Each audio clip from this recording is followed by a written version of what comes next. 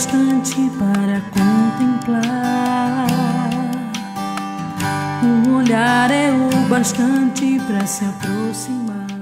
Bom, gente, continuando o nosso mês vocacional, estamos hoje para falar um pouquinho sobre a vida religiosa. E aí a gente está aqui no Carmelo, em Campo Mourão, Carmelo Nossa Senhora do Carmo, para conversar um pouquinho com a irmã Ana Paula, onde ela vai nos falar um pouquinho e quebrar muitos tabus que existem sobre a vida contemplativa, sobre a vida na clausura e explicar um pouquinho como funciona essa vocação. Então se apresenta pra gente, irmã, para o pessoal que está em casa conhecer um pouquinho melhor. Louvado seja nosso Senhor Jesus Cristo. Eu sou a irmã Ana Paula, da Santíssima Trindade. Estou no Carmelo há 22 anos e meio. E sejam todos bem-vindos para conhecer um pouquinho a nossa vida e o nosso carisma. Então, irmã, a gente sabe muito pouco e, como eu disse no início, existem muitos tabus sobre a vocação religiosa na clausura, na vida contemplativa. Então explica um pouquinho para quem está em casa entender como funciona, como é esse período da jovem conhecer até a entrada e toda essa questão que as pessoas dizem: meu Deus, mas Deus não pode querer que a pessoa viva atrás de uma grade. Ou tanta coisa lá fora para fazer, ficam trancadas só rezando, que muitas pessoas pensam que é só isso, só a oração. Explica um pouquinho, até para nós que não conhecemos tanto, como funciona a vida de vocês. A vocação religiosa é uma iniciativa, como toda iniciativa de conversão, é de Deus. É Ele que chama e Ele que escolhe a pessoa, e escolhe a vida, e escolhe o nosso futuro. Está nas mãos dele. E da nossa parte vem essa resposta, né? Como o episódio de Samuel: eis-me aqui, o Senhor me chamou, fala, Senhor, que teu servo escuta. Da nossa parte é essa resposta. É uma vocação radical, sem dúvida, é uma doação total. Mas também Deus é muito mais que generoso. Ele vem ao nosso encontro dando-se totalmente, né? Como Santa Teresa fala: se damos-lhe a mão, Ele nos dará a mão; se damos-lhe o braço, Ele nos dará. Se nós nos damos totalmente, Ele também dar-se-á totalmente a nós. Então é um chamado, uma iniciativa dele para continuar, como toda a vida religiosa, a vida do seu Filho na Terra. Toda a vida religiosa vai pegar um traço de Jesus e continuar na história. E a vida contemplativa vai continuar na história do Jesus orante. O Jesus que viveu os 30 anos em obediência, no silêncio, na oração, no trabalho, na vida escondida em Nazaré. E aí também, nos episódios dos 3 anos de Jesus, na sua vida apostólica, ele subia ao monte todas as noites para rezar. Então a vida contemplativa quer continuar na história, esse Jesus orante. E aí quem se sente chamado a essa vida de total oração, de intimidade profunda com Deus, vai sentindo, né, que o seu chamado é esse, que só sossega o seu coração aí se aproxima da vida religiosa, se aproxima do Carmelo, no caso, né. Também tem outras vidas contemplativas, irmãs clarissas, beneditinas, trapistas, cistercienses, né, que são as grandes ordens, né. E hoje em dia também tem outras congregações já mais novas de vida contemplativa, né, como as Irmãs da Copiosa, tem vida contemplativa, as Irmãs do Caminho, né, Fraternidade do Caminho. Então a menina que se sente chamada a essa doação, a essa vida de intimidade, que não é uma intimidade intimista, né, simplesmente eu quero viver no sossego, na paz da oração. E não, isso não é uma vocação. A vocação religiosa contemplativa, ela é para viver a oração, mas em prol da igreja, da humanidade. Ela já sente aquele chamado com um direcionamento apostólico, né? Como Santa Teresinha: eu quero ir para o Carmelo para rezar pelos sacerdotes e pela conversão dos pecadores. Então tem um direcionamento, não é um rezar por rezar, um rezar porque eu gosto de ficar quietinha, né? Geralmente se pensa nisso, né? Aquelas meninas que são quietinhas têm vocação para o Carmelo, e vai olhar para nós mesmo que quietinha, assim, inibida, tímida, não. Ao contrário, eram pessoas que lá fora tinham liderança, eram animadas, eram pessoas assim de dinamismo. Né? Jesus é assim, né? Ele sempre é paradoxal mesmo. E então ela se aproxima da vida, de alguma forma, o Espírito Santo vai chamar. Né? Às vezes é por internet, às vezes é por um santinho, um mal conhecido, e vai fazer um ano de discernimento, que a gente chama de aspirantado. Vai visitar o Carmelo, vai fazer um acompanhamento até a sua entrada. Pode ser 1 ano, pode ser 2 anos, no máximo. Aí vai ser acompanhada pela madre e pela mestra de noviças. E só para o pessoal entender também, o carisma, a base é a oração, até o ofício das horas, mas tem muita ação dentro do Carmelo como um todo, né? Fala um pouquinho assim pra gente. Então, nosso dia a dia foi configurado, digamos assim, por nossa fundadora, Santa Teresa de Jesus, né, que nasceu em Ávila, conhecida como Santa Teresa de Ávila, mas o nome dela é Santa Teresa de Jesus. Só para constar. Por favor. Então, foi configurado por ela, e é interessante, assim, porque é justamente um dia a dia de uma contemplativa que não é um intimismo, uma vida sem respiro, sem, né, um direcionamento de oração. Por isso que tem a parte de orante, né, a parte orante do nosso dia, e a parte que também é orante, mas com o nosso trabalho, né?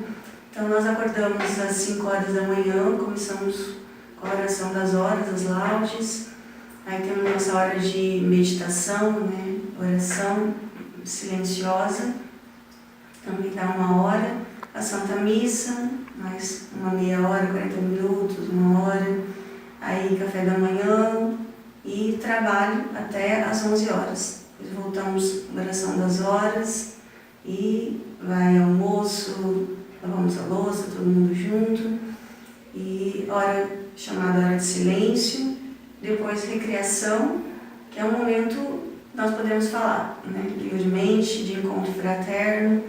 Temos depois a hora de leitura, ofício divino de novo. A leitura espiritual também é muito importante, por isso que eu estava falando que é um dia a dia configurado para uma contemplativa, porque não tem como manter uma vida de oração sem o abastecimento de uma boa leitura, né? E depois temos a mais formação espiritual, que também é importante, né, para a vida contemplativa, para essa conversão diária, né, que se busca, que o cristão deve buscar, e nós com mais obrigação ainda.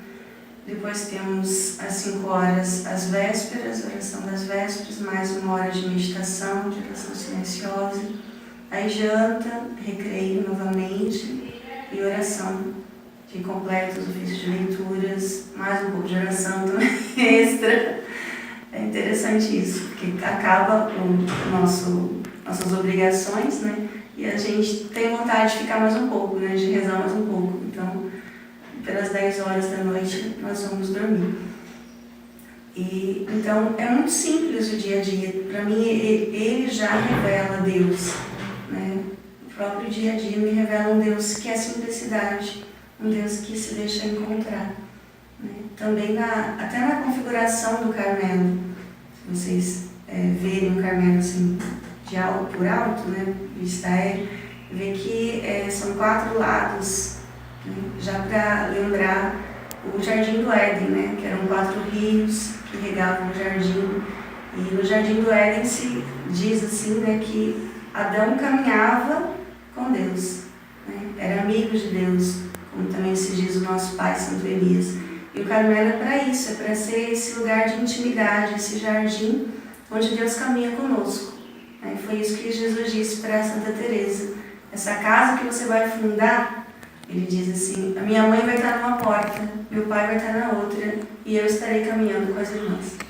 Então, irmã, a senhora já comentou sobre o aspirantado, que é 1 ano externo jovens que pretendem entrar fazem acompanhamento e como é as etapas de formação dentro do Carmelo, o postulantado, o noviciado, até as profissões. Então, já o aspirantado, ele pode também ter seus meses aqui dentro. Já o aspirantado, ela pode passar 3 meses, depende, né, do acompanhamento. Isso vai ser bem personalizado. Ele pode ser também 2 anos. Então, se marca então, o dia da entrada da jovem e inicia o postulantado, que pode ser também 1 ano, 2 anos. Aí ela vai receber o santo hábito, que é uma cerimônia muito linda, assim, uma clausura, e recebe um nome novo, né, que ela escolhe a partir desse acompanhamento mesmo e desse seguimento do Senhor, dos sinais dele na sua vida, né? Então ela vai assim se configurando com um nome novo. E o nome para a gente também é uma missão, né? Uma missão de viver aquele mistério e uma missão de transmitir o mistério. Dá para ver que em tudo isso a vocação é muito grande e nós somos muito pequenos, né? É algo muito desafiador, mas a gente sabe que a perda é para ele ser o ganho, né? Nós, claro que vamos sempre perder nossa fraqueza, a gente nunca vai estar atualizado. Eu digo perda assim, no sentido de eu nunca estarei atualizada com Deus, né? Sempre a gente está numa busca. E é esse verbo, buscar, buscar, buscar, que é o de cada dia, o nosso pão de cada dia. Então, depois da vestição, né, da cerimônia da vestição, inicia o noviciado, que é uma etapa de um deserto mais profundo. Não sabemos o porquê, na verdade, mas o noviciado, ele configura uma profundidade no nosso ser, ele marca muito o nosso ser como um deserto, como uma purificação, mas assim com uma graça toda especial, de estar mais perto do Senhor, de ver aquilo que eu quero realmente, né, que é o seguimento dele. Então ele pode variar de 2 anos a 2 anos e meio no máximo o noviciado. Aí vem a profissão e os votos temporários, ou votos simples, né? Que aí vai variar do tempo de 5 anos até 9 anos no máximo. Então, o tempo todo, depois desse tempo, né, de votos temporários, vem a profissão, no caso nosso, de ordem contemplativa, e a profissão solene, né? A profissão perpétua que a gente diz, né? Profissão solene, porque ela é mais exigente que a profissão perpétua. E então, esse tempo de formação inicial pode ir no máximo de 12 anos. Irmã, caso a irmã religiosa, depois da profissão solene, fale, não é isso, eu não quero mais. Como funciona? A gente é sempre livre, né? Deus sempre nos deixa livre. Mas é um compromisso, né? Não é uma brincadeira. Eu não faço uma profissão assim pensando em desistir, porque daí já se torna uma profissão inválida, né? Mas se acontecer, né? E com o ser humano acontece, né? Então aí ela precisa pedir essa dispensa para a sua superiora, e depois para o bispo, se escreve cartas. Faz um tempo de discernimento primeiro para ver se realmente é isso, né? Aí ela fica 1 ano fora, depois precisa pedir essa dispensa para a nossa coordenadora da associação, se ela quiser ficar mais 1 ano, mais 2 anos, até que ela quer realmente voltar para a vida leiga, então se inscreve para a Santa Sé e pede a dispensa definitiva. E se uma viúva que tiver filhos que já são independentes, pode entrar para o Carmelo? Poder pode, mas assim, como é difícil a adaptação depois de uma certa idade, né? Os 35 anos, a partir dos 35 é muito difícil uma adaptação. Então já tem caminhantes que têm viúvas, mas assim, normalmente elas entram jovens. Qual é a idade mínima? Mínima é 17. Máximo para a gente são uns 35, por aí, 30 anos. Depende do caso, né? Se acompanha. Irmã, tenho Carmelo descalço, né? Que as irmãs não andam descalço. Vale lembrar, né? Por favor. Qual é a diferença entre o Carmelo descalço e o Carmelo de antiga observância? Então, nós viemos do Carmelo de antiga observância, porque é uma história bem longa, né? Como somos muito velhos, muito antigos, então a história é longa. Digamos assim que o Beato João Soré, ele foi o geral da nossa ordem no ano 1400, e havia um grupo de mulheres, chamava-se Beatérios, ao redor das igrejas. E o que ele fez foi dar a regra deles, dos freis carmelitas, para elas viverem. Então, esses beatérios se constituíram em carmelos, né, que hoje a gente chama de antiga observância, né, que são a árvore, as raízes, né, da nossa árvore. E alguns deles se espalharam, e foi num desses que Santa Teresa entrou, né, o carmelo chamado da Encarnação, que ficava na cidade de Ávila, onde ela tinha uma amiga. Então, esse carmelo, na época, ele não tinha muita estrutura. Era um carmelo muito grande, com muitas irmãs. E foi a partir dessa experiência, claro, que Jesus disse para Santa Teresa: aqui, apesar de tudo, eu sou muito bem servido. Né? Quer dizer, tinha muitas irmãs que eram fiéis ali. Mas ela foi vendo também coisas que dificultavam essa fidelidade, essa radicalidade, essa entrega, essa fecundidade. E foi, né, a partir da experiência mística, mas também a experiência prática, que ela foi fundando, né, primeiro no chamado do Senhor e na sua mente também, como seria essa reforma. Porque ela é de um tempo de reforma, né? O rei Filipe II era um rei muito santo da Espanha.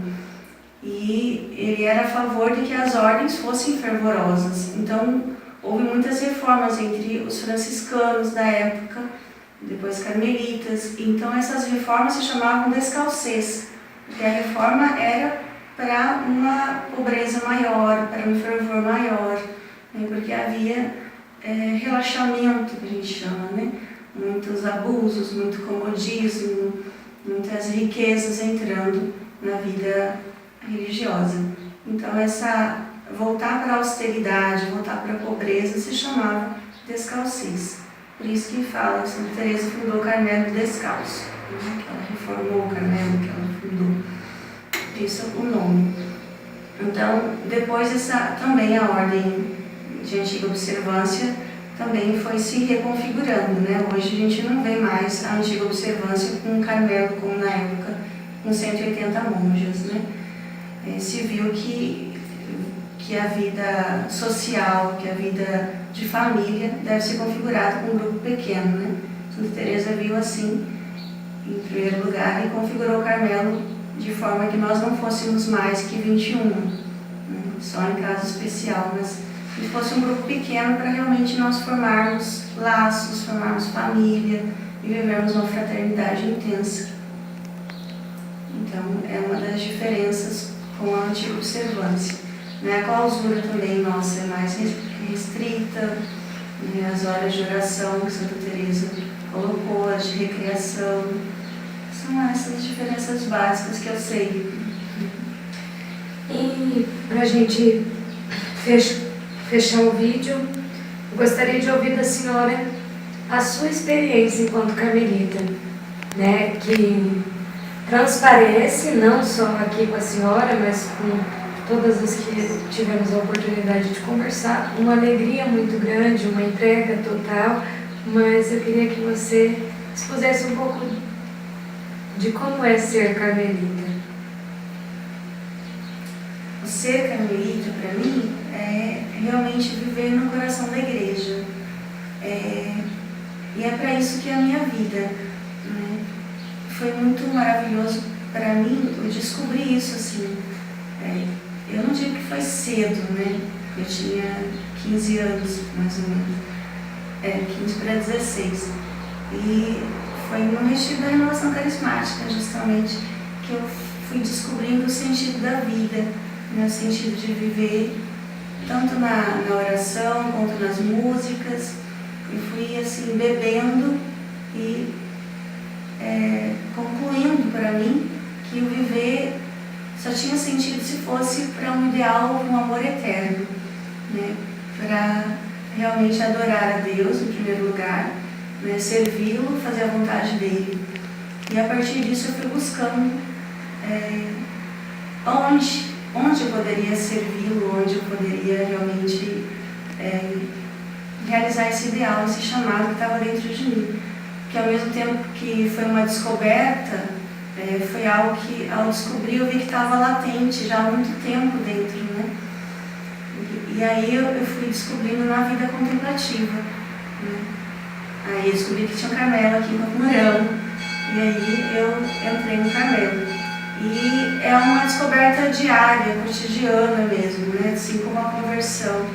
Então, o ser carmelita para mim tanto configura o meu ser nessa busca de me converter, de me configurar a Jesus, né? Configurar no sentido de ser semelhante a Ele, né? Tirar o que está sobrando, as arestas, né? Buscar deixar resplandecer o rosto dele e também, ao mesmo tempo que essas arestas doem para sair, oferecer esse sacrifício pela igreja, pela humanidade, né? Porque é aquilo, né? Quando nada fazia sentido, ao encontrar Ele, ao encontrar Jesus, tudo faz sentido, tudo tem um porquê. Então não tem nada na humanidade, não tem nada na igreja que não ecoe dentro de mim, que não encontre assim um desejo de, Senhor, eu quero te levar aí, eu quero te entregar essas pessoas, eu quero te entregar essa situação, né? Então o ser carmelita para mim é esse servir à humanidade aonde ela precisa, porque eu sei, com a fé, assim, com a graça de Deus, tenho essa fé de que Ele faz, né? O que eu preciso é entregar. E se Ele me coloca nas mãos, Ele me coloca nas mãos para entregar. Se vem o meu pensamento, vem para entregar. Então, ao entregar para Ele, Ele faz, Ele realiza. Então, você que está em casa, claro que não dá para falar tudo, é uma riqueza de tamanho inexplicável, imensurável, mas você que está aí assistindo, que tem esse desejo, que o Senhor tem incomodado o seu coração, busque conhecer, busque fazer uma experiência, entre em contato e não perca a oportunidade por medo, por tabu, por vergonha, enfim, seja o porquê que for. Não fique na dúvida, não viva uma vida pela metade. Se esse é o teu chamado, como a irmã disse, você só terá sentido vivendo o chamado de Deus para a tua vida. A gente vai deixar na descrição o telefone das irmãs, o endereço, contato, e vocês que estão assistindo podem entrar em contato também para conhecer, se não é a sua vocação, mas para conhecê-las e viver o céu na terra, para aquelas que têm vocação, como dizia Santa Elizabeth da Trindade, né? Estar no Carmelo é o céu na terra, se é que se existe um para quem tem vocação. Amém? Oi, gente. Então, continuando o nosso vídeo sobre a vida religiosa, nós estamos aqui com a irmã Neuci, que é da Congregação das Irmãs da Copiosa Redenção, e ela vai falar um pouquinho para nós sobre a vida religiosa num ramo ativo, né? A vida religiosa, sim, também com as orações, com tudo aquilo que tem, mas de uma maneira mais ativa com a sociedade. Então, se apresenta um pouquinho para nós, fala sobre a congregação um pouquinho e sobre o chamado da vocação da senhora. Olá, é com alegria que me coloco nesse mês vocacional falando da nossa Congregação Copiosa Redenção, fundada por Padre Wilton Moraes Lopes, redentorista, 3 cofundadoras que já se encontram na eternidade, Irmã Maria, Irmã Ione e Irmã Ruth. E a nossa congregação, ela surgiu de um chamado, né, especial. O Padre Wilton sentia um desejo no coração, um chamado de Deus, mas não sabia ainda qual o carisma. E celebrando em Vitória do Espírito Santo, uma jovem depositou sobre o altar um pacote de drogas. Ali ele sentiu que seria essa a sua missão. Então a nossa congregação Carisma é adoração e recuperação de dependentes químicos. Nós estamos inseridos em vários lugares, estados, não somente com a Casa de Recuperação Terapêutica, mas o nosso trabalho é um pouco mais abrangente. Trabalhamos também com o lar de idosos, com pastorais, com missão, pregando retiro. Essa é um pouco da nossa vida contemplativa, ou melhor, da nossa vida ativa, que não deixa de ser contemplativa, porque todos os dias nós temos que estar diante do Senhor na adoração. A irmã da Copiosa Redenção, ela tem um horário todos os dias para estar com o Senhor, para poder entregar os dependentes químicos. Sabemos que, diante da nossa realidade de hoje, quão necessário é estarmos em oração por cada um deles, por cada uma delas. E a minha vocação, ela surgiu uma vocação tardia, mas de muita luta, de muita briga com Deus. Foram 8 anos para discernir e graças a Deus eu estou caminhando já 21 anos na Copiosa Redenção. Meu chamado veio através de um alcoólatra e Deus foi confirmando cada vez mais. É um carisma que ele arde no coração. Não são aqueles que são jogados na sociedade, o marginal, a prostituta, mas são os filhos e filhas que Deus nos deu. Então, ser Copiosa Redenção é trazer o Cristo Redentor, trazer a cruz com alegria nessa caminhada. Eu faço um convite a você, você que ainda não decidiu sua vocação, procure, são tantas as congregações, são tantos os carismas, a messe é grande e os operários são poucos. Seja você um dele, né, ou uma jovem ou um jovem, a fazer parte desse caminho. E se for de interesse, por que não Copiosa Redenção? Deus abençoe. Muito interessante você ter entrado nesse assunto do jovem também. Falar um pouquinho para quem está em casa que a Copiosa Redenção também tem um ramo masculino, que são os irmãos e estudam e se tornam sacerdotes. E quais são também os processos de formação, as etapas de formação? Tá. Como na fase religiosa, né? Se passa pelo aspirantado, postulantado, noviciado e depois se faz os primeiros votos. E após 7 anos dos votos, os votos perpétuos. O nosso ramo masculino se encontra em Ponta Grossa e também na Itália. Temos já alguns sacerdotes e eles trabalham diretamente com a recuperação terapêutica. Então esse foi o nosso vídeo sobre a vida religiosa, vida contemplativa e vida ativa. Se você está na dúvida da sua vocação, faça uma experiência vocacional. Se for em alguma dessas duas, na Ordem Carmelita ou na Congregação da Copiosa Redenção, segue os telefones e o endereço na descrição do vídeo. Não esqueçam de se inscrever, ativar o sininho para receber as notificações, curtir e compartilhar. Seja santo!